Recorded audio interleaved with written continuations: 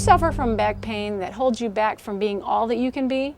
Well, I'm here today with movement training specialist Sherry McLaughlin, and she says that she can help me get rid of my back pain.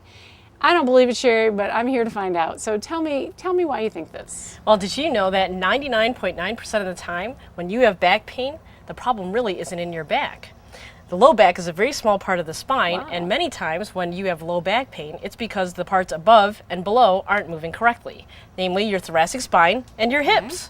So if you can just get your thoracic spine and your hips moving, your back pain just may go away. Wow. Would you like to try some things to do I that? would love that, yeah. Okay, Let's do so we're that. going to show you first an exercise called the sideline thoracic rotation exercise. Okay, and you're going to great. lay on your left side, bend your hips to 90 degrees and your knees to 90 degrees, Okay. and then just roll this shoulder back.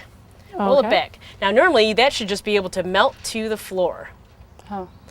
Probably feel a little bit of tension in your low back, and that means that you're not taking enough in your hips or in your thoracic spine. But just by holding this and breathing deeply in and out 5 or 6 times, you can help relax into this position and get the normal range. Okay. This is a great exercise to do too when you're watching TV during commercials.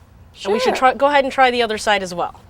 Okay, great. So the second spot we're going to work on is your hips, and I'm going to show you how to loosen up your hips with an exercise called the downward dog. So get on all fours for me. Okie dokie. So you want to make sure your hands are underneath your shoulders, pull them back just a little bit, and that your hips and knees are in alignment. So pull your knees up just a touch and get them hip width apart. Now curl your toes under, Okay, now and curl then my you toes. are going Okay. to stand up on your legs, keeping your hands on the floor. Do you feel that stretch through the back of your legs?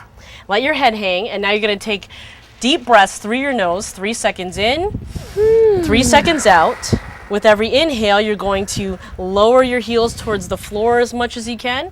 And with Wow. every exhale, you're going to push through your arms and again stretch out that thoracic area. Wow. It's a great exercise to loosen this up, and you want to take 5 deep breaths and then return back to the starting position.